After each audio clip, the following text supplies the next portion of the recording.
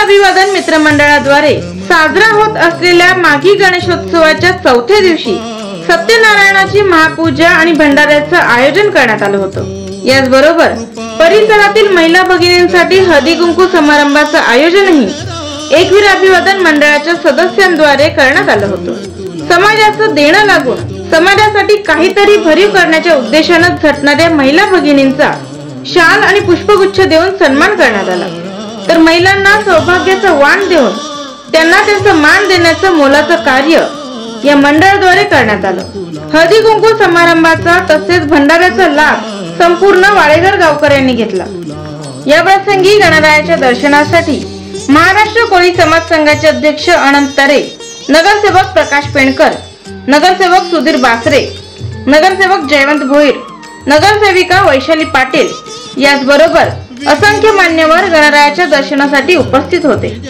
एकवीर अभिवादन मित्रमंडळाद्वारे माघी गणेशोत्सवा निमित्ताने आयोजित सत्यनारायणाची महापूजा आणि हळदी कुंकू समारंभ यशस्वी करण्यासाठी मंडळाचे अध्यक्ष स्वप्नील भोईर, कार्याध्यक्ष दीपक भोईर, डॉक्टर राजीव भोईर, विनोद भोईर, मंगेश पाटील, प्रदीप भोईर, अविनाश भोईर, धनंजय कणखरे, विकास कापसे, अमोल भोईर, कुणाल पाटील, यश भोईर, गणेश शेळके, आकाश अगावणे, अर्जुन बोटे, श्रीरंग गोंडगे, जितेंद्र भगत यांचं सहकार्य लाभलं।